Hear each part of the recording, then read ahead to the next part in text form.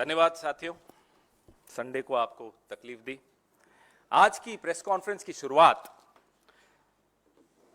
यमलोक की एक घटना का मैं जिक्र करना चाहूंगा।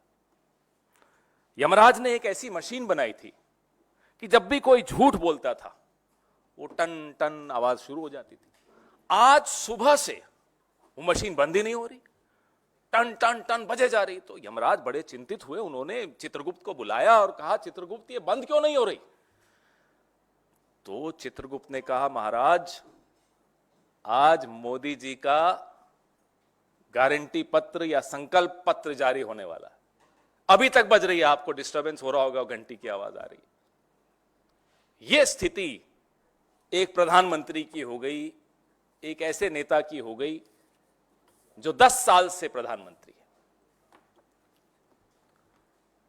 इस संकल्प पत्र या मोदी की गारंटी पत्र, जो भी ये नाम देना चाहें, हमें इस नाम से बड़ी घोर आपत्ति है। इसका नाम माफीनामा होना चाहिए था, और माफीनामे में तो वैसे भी ये एक्सपर्ट है। इन्हें दलितों से माफी मांगनी चाहिए थी, किसानों से माफी मांगनी चाहिए थी, इन्हें नौजवान जो बेरोजगार नौजवान हैं उनसे माफी मांगनी चाहिए थी, अग्निवीर के जवानों से माफी मांगनी चाहिए थी, आदिवासियों से माफी मांगनी चाहिए थी, अंकिता भंडारी के परिवार से माफी मांगनी चाहिए थी। एक जरा बंद कर दीजिए अपना मोबाइल प्लीज।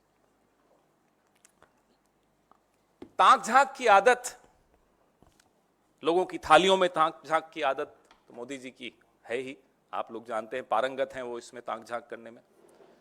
जरा गरीब की थाली को देख लेते तो खुद आज उसको माफी पत्र कहते, माफीनामा कहते। वो आंकड़े जो पिछले 10 साल से छुपाए जा रहे हैं, उन आंकड़ों में पिछले 10 साल की रिपोर्ट कार्ड है। वो आंकड़े अगर सामने आ जाएं तो ये खुद उसको माफीनामा कहते।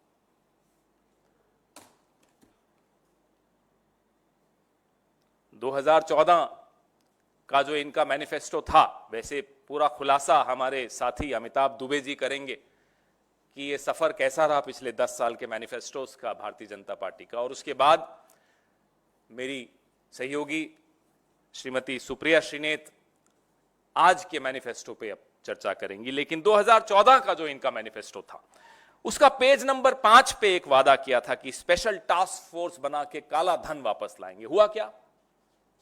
इलेक्टोरल बॉन्ड आ गए। मैं सिर्फ आपको 3-4 उदाहरण दूंगा, हमारे रिसर्च के जो चेयरमैन हैं वो उस पर ज्यादा खुलासा करेंगे। पेज नंबर 6 पे क्या लिखा था कि जो गिरती हुई करेंसी है उसकी कीमत को सुधारेंगे। आज क्या हुआ? $83 पार हो गया। पेज नंबर 8, नॉर्थ ईस्ट में कानून व्यवस्था को मजबूत करेंगे। अब मणिपुर में तो साहब न जा पाते हैं, न मणिपुर पे एक शब्द बोल पाते हैं। ये है हकीकत, ये है असलियत।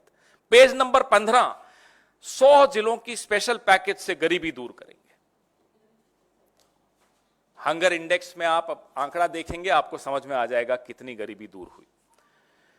पेज नंबर 18, 100 नए स्मार्ट सिटीज बनाएंगे। हुआ क्या? चीन हमारे भीतर घुस के कुछ स्मार्ट विलेजेस बना के जा रहा, हमने नहीं स्मार्ट सिटीज बनाई। ऐसे कई जुमले। और हैरानी की बात है कि इनका जो अर्दली है, नंबर 2 है इस सरकार में और इनकी पार्टी में, अमित शाह, वो खुद कहता है कि ये जुमलेबाजी। किसी देश का प्रधानमंत्री के लिए इससे बुरा कुछ नहीं हो सकता कि उसकी जुबान पर लोगों को भरोसा उठ जाए, उसको लोग झूठा कहने लग जाएं। 14 से 19 के बीच में, 2014 से 2019 के बीच में लोगों को भरोसा था इनके शब्द पर, इनकी जुबान पर। 19 के बाद लोगों को मनोरंजन होने लगा इनकी जुबान पर, लेकिन अब खीज होने लगी, गुस्सा आने लगा, रोष हो गया लोग। यह यात्रा नरेंद्र मोदी की, इस देश के प्रधानमंत्री की, ये बताती है कि 10 साल में क्या हाल बना दिया इस देश का, कि जो लोग इनको हीरो मानते थे, जो लोग इनकी बात सुनना चाहते थे, अब टीवी का चैनल बदल देते हैं।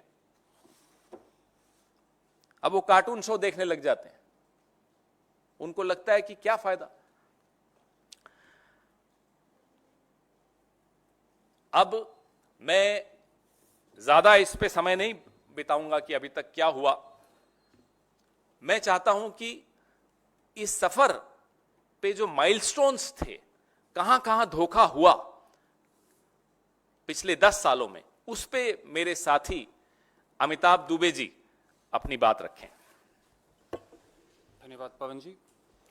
जब हमारी टीम बैठ के देखना चाह रही थी कि इनकी जो जुमलेबाजी है, इनके झूठे वादे, इनके जो घोषणा पत्र में डाले गए हैं, इनकी एक सूची बनाएं, इतनी लंबी लिस्ट आई कि मुझे आपको बस गिन चुन के बताना पड़ेगा। तो हमने बस 3 क्षेत्रों में लिया है, कृषि, रोजगार और शिक्षा। इनके बारे में जो भी इनके वादे थे मैं आपको बताऊंगा और सच्चाई क्या है। तो जहां तक कि कृषि का सवाल है, दावा था किसान की आय दोगुनी करेंगे 2022 तक, और सच्चाई ये है कि उनकी आय घटी है, बढ़ी नहीं है, घटी है। दोगुनी क्या हुई है? उनका कर्ज 2013 में 47,000 था प्रति किसान और वर्तमान में 74,000 पहुंच गया है। तो उनका कर्ज दोगुना हुआ है। PM Kisan to cover all the farmers in the country, दावा ये था।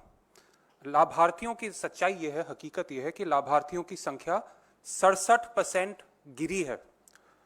2019 में लगभग 12 करोड़ थी और अब 4 करोड़ पहुंच गई है। और जो भूमिहीन मजदूर है वो तो इस योजना में कवर्ड है ही नहीं। एक और दावा था, short term new agricultural loans 1 lakh तक के, जो 1 से 5 साल का जिसका ड्यूरेशन है, उसका ब्याज 0% होगा। 0% लोन देने का वादा किया था। हकीकत, किसान क्रेडिट कार्ड में किसान को 7% देना पड़ रहा है। कहां 0, कहां 7। Realise 100% irrigation potential of the country, यानी कि सिंचाई पूरी की पूरी जितनी सिंचाई देश में की जा सकती है की जाएगी, और हकीकत 52% की गई है। तो जो वादा किया था उसका आधा। अब देखते हैं जॉब्स, रोजगार। सबसे अहम उनका दावा था, increase the share of the manufacturing sector in GDP to 25% and create 100 million manufacturing jobs, यानी कि 10 करोड़ जॉब्स मैन्युफैक्चरिंग में। और 10 करोड़ के बजाय 2.5 करोड़ घाटा हुआ था 2016 और 21 के बीच में। और जो जीडीपी का शेयर है वो भी कम हुआ है। कहां 25% उनका वादा था और 13-14% पे लटका हुआ है अभी। स्किल्स इंडिया मिशन, 40 करोड़ देशवासियों को मार्केट ओरिएंटेड स्किल्स ट्रेनिंग दी जाएगी। ये 2019 का मैनिफेस्टो है। और सच्चाई यह है कि 1.4 करोड़, 40 की बजाय 1.4 करोड़ को ये मिला है, और सिर्फ 17% विद्यार्थियों यानी 25 लाख विद्यार्थियों को पोस्ट जॉब ट्रेनिंग मिली है। अब देखते हैं शिक्षा। दावा था, improve the quality of education. सच्चाई, हकीकत कि मिनिस्ट्री ऑफ एजुकेशन के परफॉर्मेंस ग्रेडिंग इंडेक्स के अनुसार हर राज्य में स्टूडेंट्स 50% बिलो लर्निंग क्वालिटी में स्कोर कर रहे हैं। इनका अपना इंडेक्स है। Provide smart classes to children at secondary level in government schools, यानी कि हर क्लास में स्मार्ट क्लासरूम्स, हर स्कूल में, गवर्नमेंट स्कूल में स्मार्ट क्लासरूम्स होंगी। 10 लाख गवर्नमेंट स्कूल्स में से सिर्फ 37,000 स्कूलों के पास कंप्यूटर्स हैं। केंद्रीय विद्यालय और नवोदय विद्यालय, दावा, हम 200 केंद्रीय विद्यालय और नवोदय विद्यालय 2024 तक खोलेंगे। हकीकत, 56 केंद्रीय विद्यालय खोले गए हैं इस पिछले 5 सालों में, और इसके मुकाबले यूपीए के शासनकाल में 2002 केंद्रीय विद्यालय खोले गए थे। अब डॉक्टर्स, ये बहुत महत्वपूर्ण विषय है। दावा था, double the number of MBBS and specialist doctors in the country bye 24। हकीकत, डॉक्टर्स जो स्टेट मेडिकल काउंसिल्स के साथ रजिस्टर्ड हैं उनकी संख्या 12,34,000 से 13,08,000 बढ़ी है। तो डबल के बजाय थोड़ा सा ही बढ़ा है। और जो शॉर्टेज है डॉक्टर्स की, कम से कम 6 लाख डॉक्टर्स की शॉर्टेज है। तो ये पिछले 5, मैं बस 2019 की घोषणा पत्र की बात कर रहा हूं, 2014 का तो एक और भी लंबा लिस्ट है। तो ये इनकी सच्चाई है। ये जो भी मैनिफेस्टो में लिखते हैं ये झूठा वादा होता है, खोखला वादा होता है, और इसका कोई वैल्यू नहीं है, और ये पूरा देश अब समझ गया है। भवन जी। धन्यवाद अमिताभ जी। मैं सुप्रिया श्रीनेत जी से आग्रह करूंगा कि वो आज जो मैनिफेस्टो इनका निकला है, जो झूठों का पुलिंदा निकला है, उस पर अपनी बात रखें। बहुत धन्यवाद पवन जी, और आप सबको मेरा नमस्कार। अभी इस मैनिफेस्टो को हम लोग पढ़ ही रहे हैं। 76 पेज का ये मैनिफेस्टो है भारतीय जनता पार्टी का। 1 घंटा 40 मिनट की प्रेस कॉन्फ्रेंस हुई, जिसमें पत्रकारों का एक भी सवाल नहीं लिया गया, क्योंकि अगर सवाल लिया जाता तो वो सवाल उठते जो यहां पर पवन जी ने और अमिताभ जी ने उठाए कि 2022 में किसान की आय दुगनी होनी थी, क्या हुआ? 2022 में $5 ट्रिलियन की इकोनॉमी बननी थी, क्या हुआ? 100 स्मार्ट सिटीज बननी थी, क्या हुआ? पूछा जाता लाल आंखें मूंद क्यों रखी हैं, क्यों नहीं लाल आंखें खोलते? ऐसे बहुत सारे सवाल लगातार पूछे जाते। रुपया 83 के पार क्यों पहुंचाया? पेट्रोल को सेंचुरी क्यों लगवाया? बहुत सारे ऐसे सवाल पूछे जाते, तो ना रहेगा बांस ना बजेगी बांसुरी, सवाल ही लेना ठीक नहीं समझा गया। 1 घंटे 40 मिनट की प्रेस कॉन्फ्रेंस थी। 76 पन्ने का ये मैनिफेस्टो है। ये असल में जुमला पत्र है, ये घोषणा पत्र नहीं है। और कुछ चीजें जो साफ तौर पे दिख रही है उस पर जरूर मैं चर्चा करना चाहूंगी। एक बड़े पते की बात है, कांग्रेस की मैनिफेस्टो कमेटी का गठन दिसंबर 2023 में हुआ था। भारत जोड़ो यात्रा जो कन्याकुमारी से कश्मीर, और भारत जोड़ो न्याय यात्रा जो मणिपुर से मुंबई चली, और जितने लोगों के सुझाव हमने सुने, लोगों की आशंकाएं, लोगों की अपेक्षाएं, लोगों की उम्मीदें, उन सब को मिलाकर हमने अपना एक घोषणा पत्र बनाया। हमारी घोषणा पत्र की कमेटी, जिसके सदस्य अमिताभ दुबे जी यहां पर बैठे हैं, वो हिंदुस्तान के अलग अलग शहरों में गए, अलग अलग वर्गों से, अलग अलग कम्युनिटीज से, अलग अलग ग्रुप से मिले, और फिर भविष्य का एक खाका तैयार हुआ जो हमारा न्याय पत्र है। भाजपा का कैसे हुआ? 30 मार्च को, आज से महज 13 दिन पहले घोषणा पत्र कमेटी का गठन हुआ, और 13 दिन में मैनिफेस्टो बनके तैयार है। आसान रहा होगा, जुमला पत्र है, क्या करना है, 4 जुमले इधर चिपकाओ, मित्र की एक लिस्ट आई होगी, अमित शाह और मोदी जी ने बैठकर उसको कॉपी पेस्ट किया होगा, और नड्डा जी ने बढ़िया फोटोकॉपी निकाली होगी। इसलिए 13 दिन में मैनिफेस्टो तैयार होकर आपके सामने है। अब इस मैनिफेस्टो में कुछ बातें कही गई हैं, उसके बारे में जरूर चर्चा करना चाहूंगी। झूठ बोलो, और इतनी जोर से बोलो और बार बार बोलो कि लोगों को लगे आप सच बोल रहे हैं। मोदी जी को लगता है, वो ये गलती करने लगे हैं 10 साल बाद, वो देश की जनता को बेवकूफ समझने लगे हैं। अपने मैनिफेस्टो में भाजपा ने कहा, हमने 25 करोड़ लोगों को गरीबी की सीमा रेखा से निकाला, और आईएमएफ को इस पर जोड़ दिया। आपका यह दावा पूरी तरह से खोखला है। आपके ये दावे के पीछे नीति आयोग की एक रिपोर्ट है, जिसकी किसी थर्ड पार्टी ने, IMF, world bank, Oxford university, किसी थर्ड पार्टी ने इसकी पुष्टि नहीं की है। और असलियत यह है कि उसी रिपोर्ट में नीति आयोग यह भी मानता है कि 20% देश की आबादी 46 रुपए रोज पर अपनी गुजर बसर करने को मजबूर है। यह होना चाहिए था मैनिफेस्टो में। तो सबसे बड़ा जुमला इनका यह है कि इन्होंने गरीबी खत्म की है।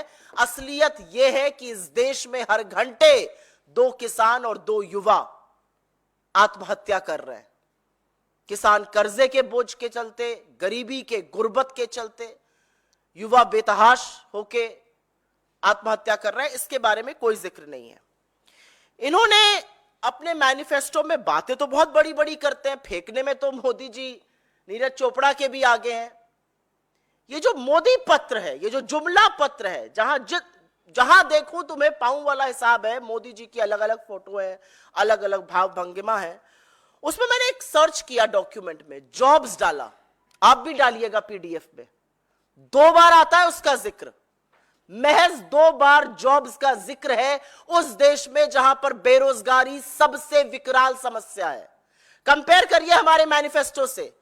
हम 30 लाख सरकारी नौकरियों की बात करते हैं। हम 1 साल के लिए ग्रेजुएट और डिग्री होल्डर्स को स्टाइपेंड देने की बात करते हैं 1 लाख रुपए का।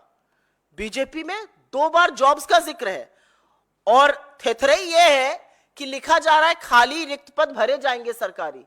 तो 10 साल से झुंझुना क्यों बजा रहे थे? क्यों रहने दिया ये खाली रिक्त पद? पता है आपको ये रिक्त पद कहां है, कब भरेंगे? ये जॉब्स पर ये यूथ के साथ मजाक और खिलवाड़ है। बोला एमएसपी बहुत बढ़ाई, 700 किसानों की शहादत हो गई। किसानों को दिल्ली आने ना देने के लिए आपने सड़कें खुदवा दी, कीले गड़वा दी, आंसू गैस के गोले उन पर छुड़वा दिए, उनको आतंकी नक्सलवादी न जाने क्या क्या कह दिया। लेकिन एमएसपी के कानून की बात मैनिफेस्टो में नहीं है। ये किसान के बारे में इसलिए बात करना चाहती हूं क्योंकि हमने अपने मैनिफेस्टो में डंके की चोट पर कहा है हमारी सरकार बनेगी, हम एमएसपी की लीगल गारंटी देंगे, एमएसपी का पूरा कानून बनाएंगे, कर्जा माफी करेंगे और खेती को जीएसटी से मुक्त करेंगे। मोदी जी के मैनिफेस्टो में ऐसी कोई बात नहीं है। एमएसपी के कानून का जिसका उन्होंने वादा किया था उसका भी जिक्र नहीं है। ऐसा क्यों है? क्यों इतनी खोट है नीति और नियत में? महिलाओं की बात करते हैं, युवाओं की बात करी, किसानों की करी, महिलाओं की करते हैं। कहते हैं महिलाओं को लखपति दीदी बना रहे हैं। कहां है ये लखपति दीदियां? जिन महिलाओं को आटे दही पर जीएसटी देना पड़ रहा है, जिनको खाने का इन्फ्लेशन 8.5% जूझना पड़ रहा है, जिनकी कमर तोड़ रहे हैं आप महंगाई से, कहां है उनके लिए कोई राहत? कहां है महिलाओं के लिए बात? हम क्या कहते हैं? हम कहते हैं गरीब महिलाओं को हम 1 लाख रुपए सालाना देंगे और साथ साथ नई सरकारी नौकरियों में 50% आरक्षण देश की आधी आबादी को देंगे। कहां है वो रिप्रेजेंटेशन? क्या आप दोयम दर्जा क्यों मानते हैं एक औरत को? आप जिक्र कर रहे हैं 33% आरक्षण का जो 2034 से पहले लागू नहीं होगा पार्लियामेंट में, लेकिन देश की एक आम नारी के लिए, एक आम महिला के लिए, एक आम लड़की के लिए जिसकी आंखों में सपने हैं भविष्य के, उसके लिए आपके मैनिफेस्टो में कुछ नहीं है। बहुत सर्च किया मैंने, जॉब्स के बारे में सर्च किया, मुझे तो कुछ नहीं दिखा। इसका जवाब कौन देगा? मैं उसके बाद बात करना चाहती हूं, इन्होंने बात की कि आतंकवाद खत्म हो गया है, शांति बहाल हो गई है। ये मेरे आंकड़े नहीं है, ये भारत सरकार के आंकड़े जो आपके सामने रख रही हूं। 2014 से 24 के बीच में जम्मू कश्मीर मात्र में 3,950 लोगों की आतंकी मुठभेड़ों में हत्या हुई है, जिसमें सिक्योरिटी फोर्सेस भी हैं और सिविलियंस भी हैं। ये 3,950 लोग आपको भारत के नागरिक नहीं दिखते हैं। यह आतंकी हमलों का कोई मतलब ही नहीं है। आज की तारीख में जम्मू कश्मीर में आतंकी हमले में, आतंकी मुठभेड़ में अगर सिक्योरिटी फोर्सेस, सिक्योरिटी और सैन्य बल के लोग शहीद हो जाते हैं तो मोदी जी उनके लिए ना एक शब्द श्रद्धांजलि का बोलते हैं, ना उनके परिवार को एक शब्द संवेदना का देते हैं। तो आपको क्या लगता है? आंख मूंद ली तो ये जगत बना ही नहीं। 3,950 किलिंग्स और सैन्य बलों की शहादत जम्मू कश्मीर में पिछले 10 सालों में, आपके चेहरे पर एक बहुत काला धब्बा है। आंख मूंदने से काम नहीं चलेगा। यहां पर इधर उधर की बात की गई तो मैं 2 बातें जरूर कहना चाहती हूं। मोदी जी के मैनिफेस्टो में मणिपुर का जिक्र नहीं है। मां से बड़ी बड़ी बातें करते हैं, मां से मणिपुर की बात करते हैं, मां से महंगाई की बात करते हैं, मां से महिला की बात करते हैं, कोई खाका ही नहीं है। मणिपुर का जिक्र नहीं है, लद्दाख का जिक्र नहीं है जहां पर सारे लोग आंदोलित होकर सड़कों पर हैं। मोदी जी के मैनिफेस्टो में चाइना कहां तक घुस आया और हम क्या करेंगे, कोई जिक्र नहीं है, क्योंकि कोई घुसा नहीं तो हमारे प्रधानमंत्री जी ने ही कहा था। मोदी जी के मैनिफेस्टो में वो जो इनकम इनइक्वालिटी है इस देश में, जो गरीब और अमीर होता जा रहा है और जिसके लिए हमारे मैनिफेस्टो में पूरा खाका है, एक शब्द नहीं है। असलियत यह है कि राशन की बात करने वालों 10 साल बाद जनता पूछ रही है रोजगार कहां है, और नहीं है इनके पास उसके लिए कोई प्लान। 2 जगह जॉब्स मेंशन होती है उस देश में जहां पे 65% लोग 35 वर्ष की कम आयु के हैं। इतना युवा राष्ट्र, क्या प्रायोरिटीज है इनकी? मुझे लगता है मैं अपनी बात यहां समाप्त करूंगी। ना महंगाई का कोई सलूशन दिया है, ना नौकरी का कोई सलूशन दिया है, ना महिला सम्मान पे बात करी है, न बात करी है किसान की, न बात करी है युवा की, न बात करी है चीन के अतिक्रमण की, और आंखें मूंद ली है जो शहादत हो रही है जम्मू कश्मीर में और उसकी जगह बरगलाया जा रहा है। इस मैनिफेस्टो को देखकर लोग हाथ जोड़कर बोल रहे हैं, हो गया बस, बहुत हो गया प्रभु, 10 साल आपको मौका देकर देख लिया, जुमलों के अलावा हमें कुछ नहीं मिला, और अब आपको बदलकर एक ऐसी सरकार लाएंगे जो युवाओं के बारे में, महिलाओं के बारे में, किसानों के बारे में, उन लोगों के बारे में जो समाज के हाशिए पर है, श्रमिकों के बारे में, उनकी सोच, उनके न्याय की बात करती है। धन्यवाद सुप्रिया जी। अब आपके सवाल, माइक दीजिएगा।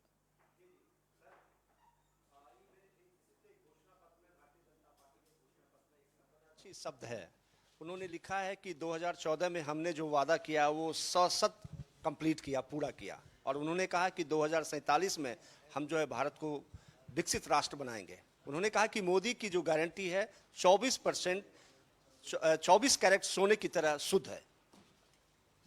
ये जो गोलपोस्ट बदलने की जो बीमारी है ना, ये इस देश में कभी किसी सरकार को पहले नहीं आई।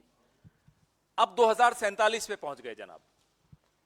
पूछिए इनसे कि किसानों की आय दुगनी, जैसा कि अमिताभ दुबे जी बता रहे थे कि 2022 में करनी थी, अब उसका गोल पोस्ट भी बदल गया होगा। तो ये गोल पोस्ट बदलने जो 2014 में कहा, 19 में आपने न तो उसका कोई लेखा जोखा दिया, कोई अकाउंट नहीं दिया, कोई खाता बही सामने नहीं रखा। 19 में आपने नए जुमले, नए गोल पोस्ट के साथ रख दिए। 2024 आते आते आप 47 पे चले गए। 2036 में हम ओलंपिक कराएंगे, अब ये भी लिखा हुआ है उसमें। आप कहां होगे? आप सरकार में होगे क्या?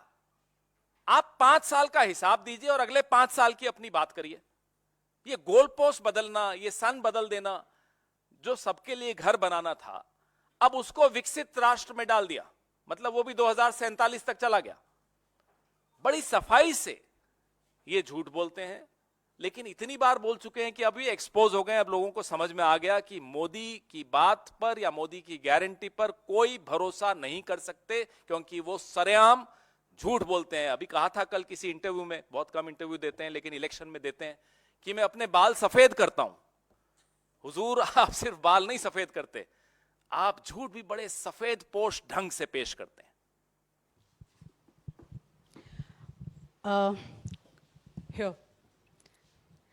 घोषणा पत्र में उन्होंने ये भी कहा है कि फ्री राशन जो है वो जारी रहेगा। एक तरफ उनकी मोदी ब्रांडिंग पर जो खर्चा हुआ पिछले 10 साल में 6.5 हज़ार करोड़ के आसपास खर्च हुआ, और दूसरी तरफ फ्री राशन वाली ये योजना है। तो आपने क्या अभी जैसे कहा सुप्रिया जी ने कि अभी हम और पढ़ रहे हैं घोषणा पत्र को, तो ये सारी चीज़ों का आंकलन किया है, कितना इकोनॉमी में यहाँ पे डैमेज नज़र आता है? मुझे लगता है सुप्रिया जी को ही इसका उत्तर देना चाहिए,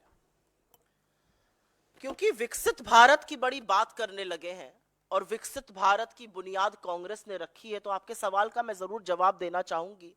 लेकिन क्योंकि बीजेपी झूठ बोलती है, और जैसा कि पवन जी ने कहा कि बड़ी सफेद पोशी से झूठ भी बोलते हैं, जिस विकसित भारत की वो बात करते हैं और जिस वर्ल्ड बैंक को भी लेकर बहुत उत्साहित हो जाते हैं उनके लोग, उस वर्ल्ड बैंक ने कहा है कि 2047 में मोदी जी के रहते हुए नहीं हो पाएगा, क्योंकि 8% ग्रोथ चाहिए, और मोदी जी के 10 साल के शासनकाल में शीर्षासन कर लीजिए, सिर के बल खड़े हो जाइए, ग्रोथ रेट 5.9% रही है। ये असलियत सरकार खुद मानती है। 8% ग्रो करिएगा तब वहां पहुंचेगा। आपके सवाल का मैं जरूर जवाब देना चाहूंगी। 6,500 करोड़ एक लीपा पोती के लिए, एक छवि बनाने के लिए, एक रंग चढ़ाने के लिए जरूर खर्चा हुआ, और वो खर्च दिखता है टीवी चैनल पर, वो खर्च दिखता है अखबार की हर हेडलाइन में, क्योंकि अगर वो खर्च नहीं होगा तो इस तरह का चरण वंदन मोदी मोदी मोदी मोदी मोदी मोदी आपको टीवी पर नहीं दिखेगा।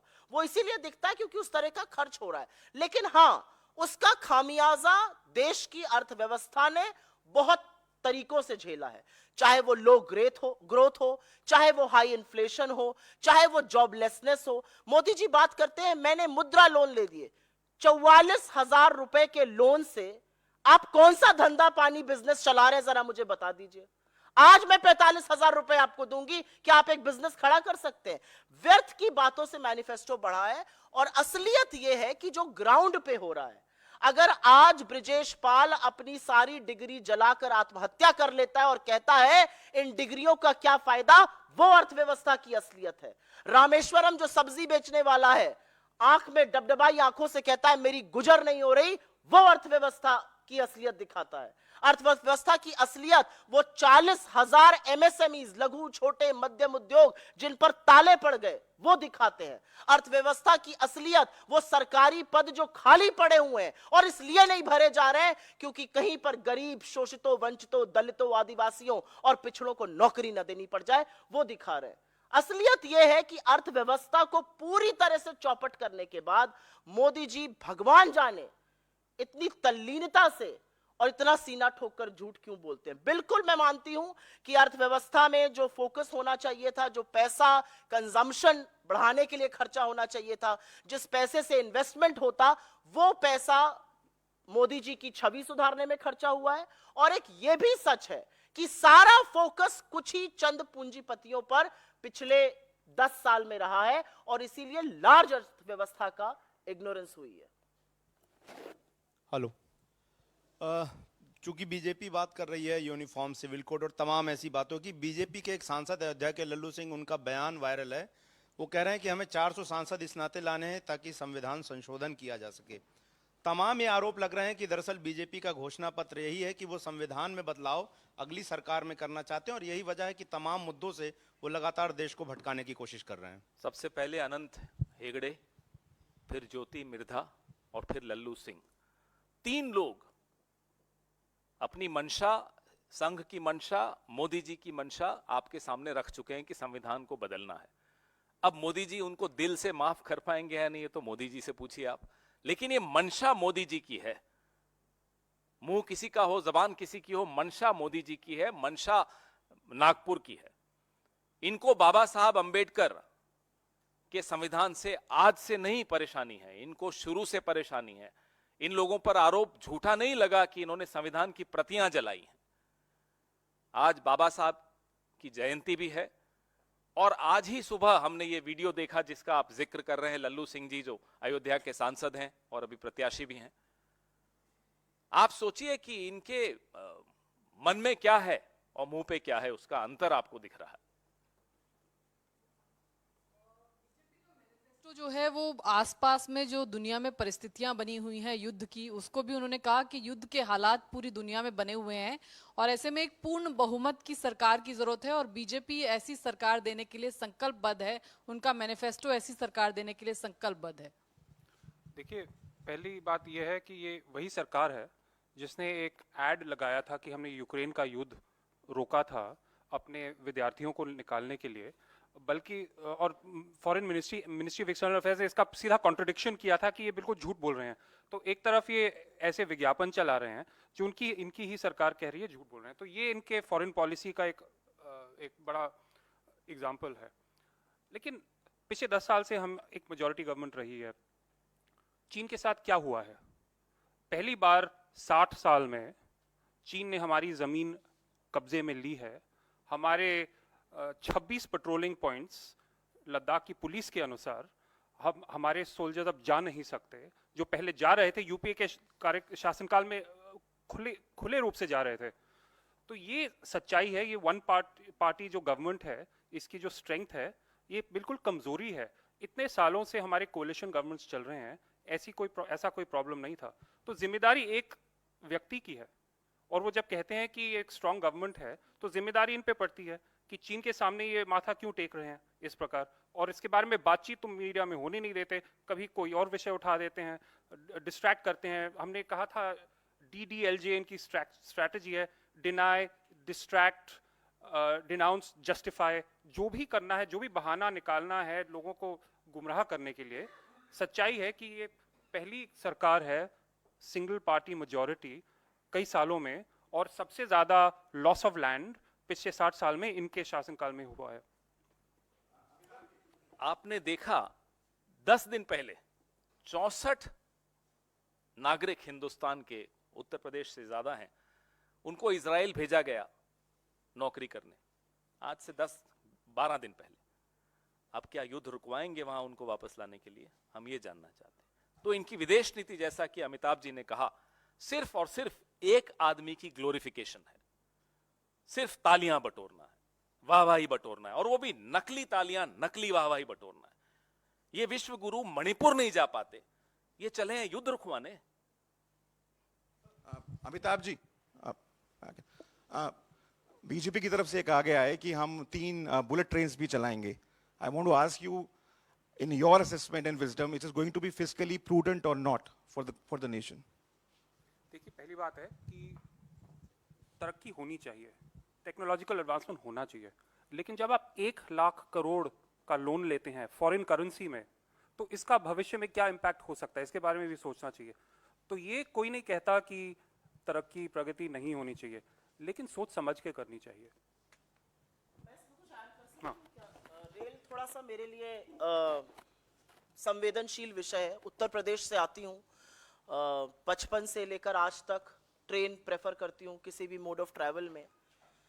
हिंदुस्तान के लिए आप बुलेट ट्रेन 50 बना दीजिए, 3 की क्या बात करते हैं, लेकिन जो रेल पटरियों पर अभी चल रही है उनको तो सुरक्षित करिए, उनको तो टाइम से पहुंचाइए, उनको तो कैंसिल मत करिए। अरे रेल सबसे सस्ता साधन है जो हिंदुस्तान का गरीब, हिंदुस्तान का मध्यम वर्ग, हिंदुस्तान का निम्न मध्यम वर्ग यूज करता है, उसको तो सुरक्षित करिए। उसमें तो सेफली 8-8, 9-9, 10-10 घंटे ट्रेनें लेट चल रही हैं, पटरियों से पलट जा रही हैं, सरकार के कान पर जू नहीं रेंग रही है। असलियत यह है कि रेल का जितना कबाड़ा नरेंद्र मोदी की सरकार ने पिछले 10 साल में किया, उससे ज्यादा कबाड़ा कभी नहीं हुआ है।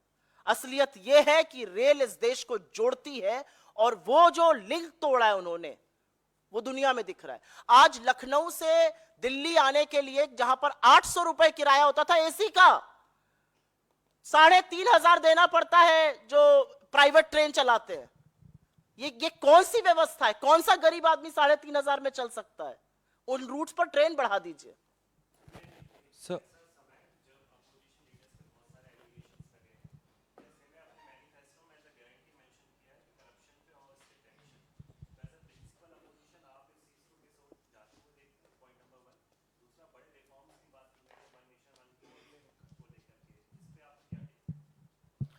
मैं सबसे पहले तो, क्योंकि आपने उनके मैनिफेस्टो पर करप्शन पर पूछा, तो उस पर जरूर जवाब देना चाहती हूं।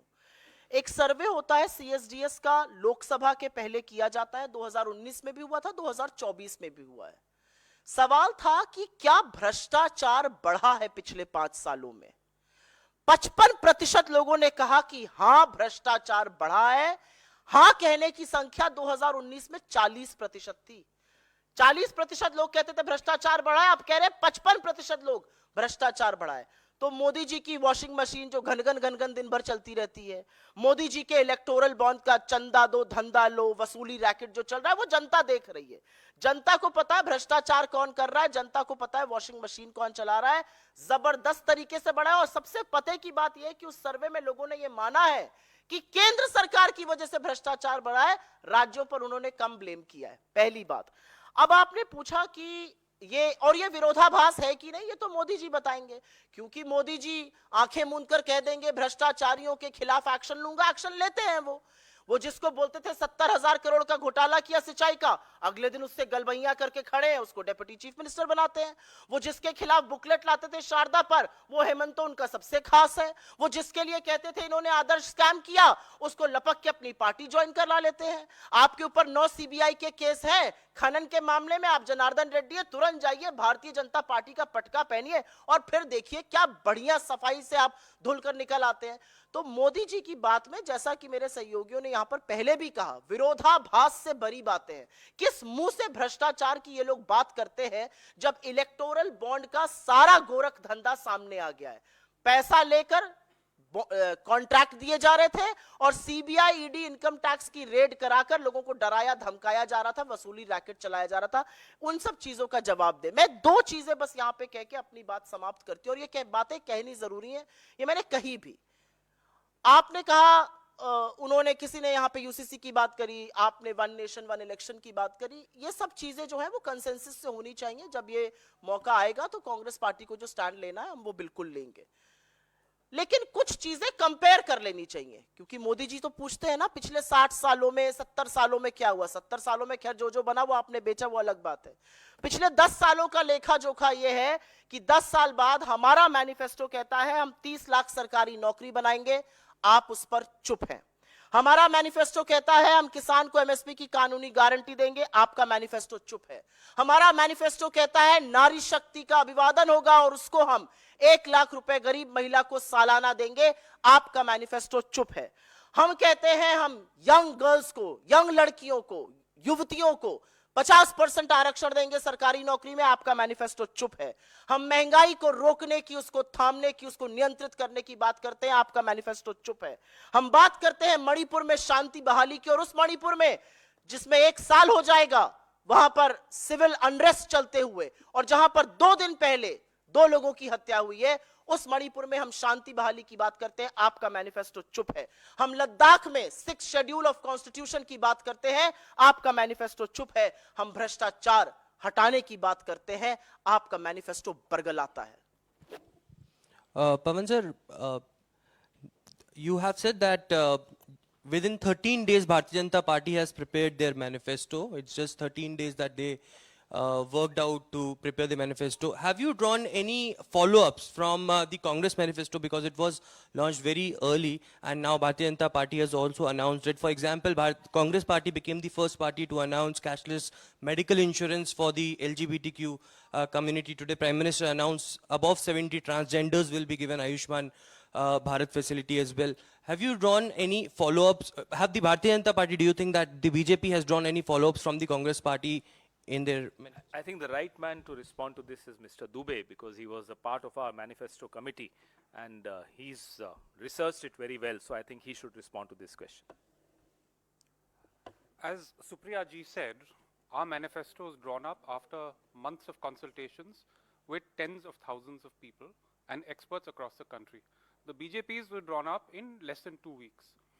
Their manifesto is not one of vision, their manifesto is one of reaction, in this case to our manifesto, where we promised a right to health, not only to LGBTQIA+, but to every Indian, and so obviously they are included in it.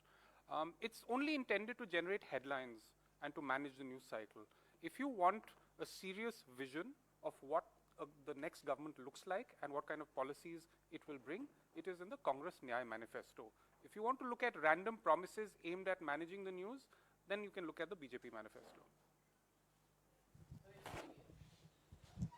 मतलब BJP कुछ भी कहती है, कोई भी चीज मोदी जी कहते हैं, तो मतलब उसको माइंड बहुत करते हैं आप लोग। हम लोग अच्छा, अब आप भी कमाल कर रहे हैं साहब, हम निंदा करते हैं मोदी जी की। अब आप बताइए, उन्हें बरसात में नाचना भी है और भीगना भी नहीं है। अब राजनीति में है तो निंदा भी सहनी पड़ेगी, सवाल भी उठाए जाएंगे, और वो छुई मुई का पौधा बन के थोड़े राजनीति में रह सकते हैं। तभी हम कहते हैं कि ये लोकतंत्र के खिलाफ हैं, लोकतांत्रिक प्रक्रियाओं के खिलाफ हैं। लोकतंत्र में नेहरू जी की भी निंदा होती थी, इंदिरा जी की भी निंदा होती थी, नरसिम्हा राव जी की भी निंदा होती थी, राजीव जी की भी निंदा होती थी, मनमोहन सिंह जी की निंदा होती थी, और नेहरू जी को निंदा तो आज तक ये कर रहे हैं। ये क्या मतलब है साहब कि हम निंदा भी ना करें? तो इनको कहिए बरसात में नाचना बंद कर दे, राजनीति से संन्यास ले लें, झोला उठाएं और चले जाएं, फिर नहीं भीगेंगे बरसात में, नाचेंगे नहीं तो बरसात में नाचोगे तो साहब भीगोगे जरूर।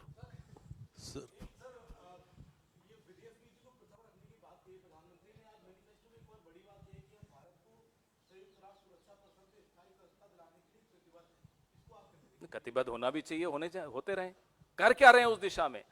जो पेट्रोलिंग पॉइंट्स 26 पे अब हम लोग पेट्रोल नहीं कर पा रहे हैं, चीन को ये क्लीन चिट दे देते हैं,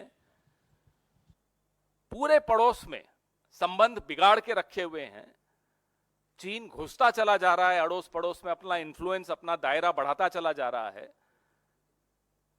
चले हैं विश्व गुरु बनने। मणिपुर तो अपने देश का हिस्सा है साहब, अगर उन्हें नहीं मालूम, भूगोल और इतिहास की जानकारी थोड़ी कम रहती है। हमारे राजस्थान में गए परसों, बाबा रामदेव जो वहां के बड़े पुराने बहुत सिद्ध पुरुष भगवान हैं, कह बैठे कि साहब वो कश्मीर से हैं। अब ऐसे सिद्ध पुरुष जो हमारे प्रधानमंत्री हैं, और न भूगोल की जानकारी न इतिहास की जानकारी, अब वो चले विश्व गुरु बनने। वो कश्मीर हमारे राजस्थान में वहीं एक गांव है, उसको हम कश्मीरा गांव कहते हैं, वहां से आए थे। तो ऐसे व्यक्ति जब कुछ भी बात करते हैं, जैसा मैंने आपको कहा सुबह से वो टन टन बज रहा है ना, तो बजे जा रहा है लगातार, विदेश नीति पर झूठ, किसानों पर झूठ, महिलाओं पर झूठ।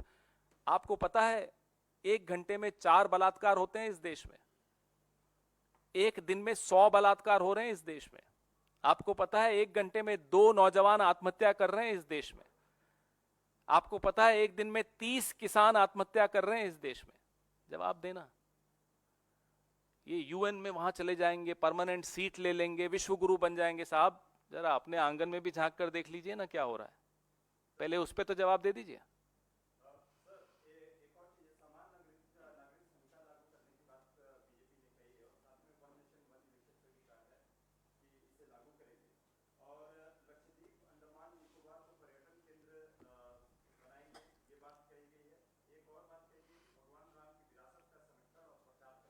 लक्षद्वीप तो हमेशा ही पर्यटन का केंद्र रहा है, ये क्या नया बना देंगे उसको? हर सरकार ने वहां थोड़ी सुविधाएं ये ध्यान में रखते हुए कि वहां के पर्यावरण को कोई नुकसान न हो, फ्लोरा फौना को नुकसान न हो, ये करते हुए सबने हर सरकार ने किया। अब ये कुछ अपने दोस्तों को बड़ी बड़ी जमीनें देनी है, लक्षद्वीप के द्वीप दे देने हैं, तो वो अलग बात है साहब, ये कुछ नया लाने वाले होंगे। फिर आप भूल जाइए लक्षद्वीप जैसा जो प्रोटेक्शन था, हर सरकार ने जो पर्यावरण, अटल जी की सरकार ने भी पर्यावरण की वहां रक्षा की, ये उसको खत्म करना चाहते हैं। रही बात जो बाकी इन्होंने अनाप शनाप कई चीजें बोली हैं अपने मैनिफेस्टो में, तो ये देश संवाद से चलता है, कॉन्सेंसस से चलता है, जैसा राहुल जी कहते हैं कॉन्वर्सेशन से चलता है। आप सबकी बात सुनकर कोई नीति लाएंगे तो वो नीति स्वीकार्य होगी सबको, और देश के लिए वो नीति फलकारी भी होगी। लेकिन अगर आप 1 nation 1 ruler, 1 nation 1 king, 1 nation 1 Vim या 1 फैंसी पे चलोगे तो जो हो रहा है 10 साल में वही होगा।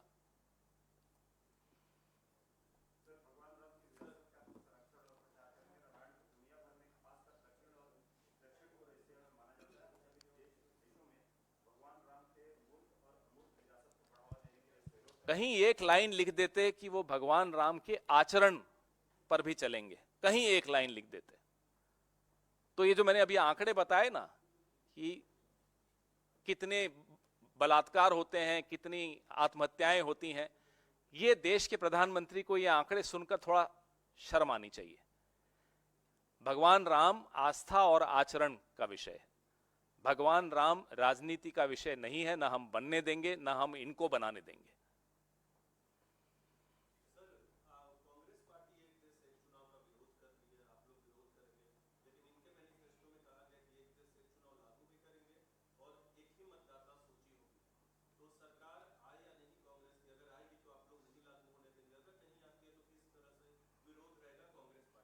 एक राज्य में एक फेज में चुनाव करा नहीं पाते 1 नेशन 1 इलेक्शन वाले 7-7 फेज में इलेक्शन कराते हैं।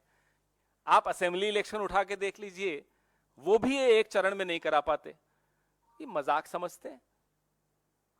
होमवर्क किए बगैर जब प्रधानमंत्री को नारे देने की आदत हो गई है,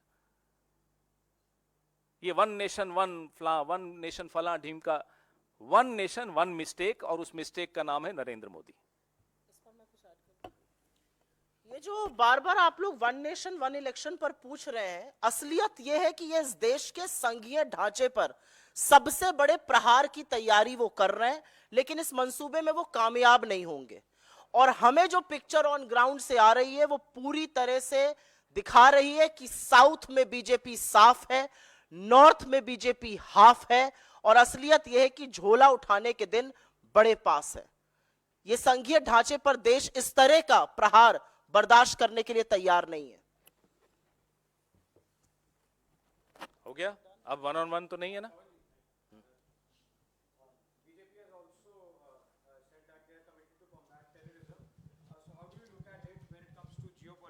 And India's role on the international platform. Thank you, Pawan ji. India has not acquired a role after Mr. Modi became Prime Minister of this country at the geopolitical platforms. India has had a table at the has had a seat at the highest table when we became independent. And thanks to the vision of our founding fathers, thanks to the vision of people like Pandit Nehru, that we've had a say in geopolitics.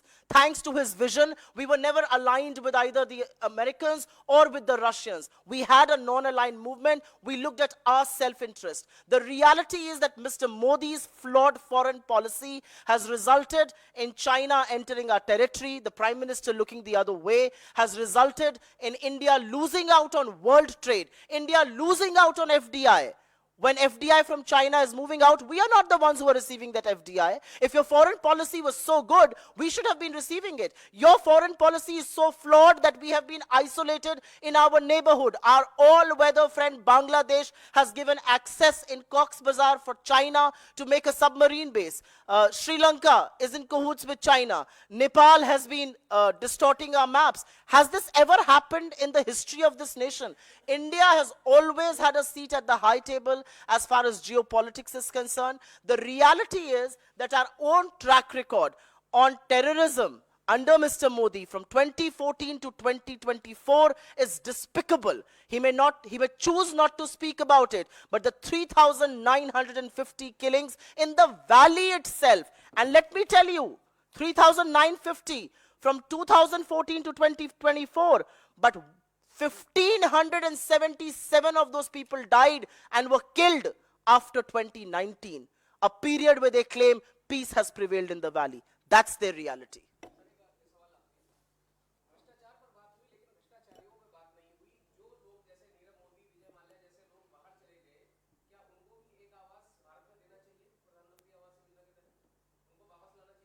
आप तो आवाज की बात कर रहे हैं, आपको क्या भरोसा, मालूम कल को राज्यसभा में आ जाएंगे यही लोग। बीजेपी ज्वाइन कर लीजिए, फिर देख लीजिए क्या क्या होता है। जिनको ये भ्रष्टाचारी कहते थे कल तक, उनमें से कुछ लोग मुख्यमंत्री बना दिए अपनी पार्टी में लेके, कुछ को सांसद बना दिया, कुछ को मंत्री बना दिया, कुछ को उनकी अगली पीढ़ी तक को वादा कर दिया। तो ऐसे लोगों पर आप क्या भरोसा करते हैं? आवाज की चिंता मत करिए, हो सकता है कल को आपको इन्हीं नीरव मोदी, इन लोगों की बाइट्स लेनी पड़ रही होंगी। धन्यवाद।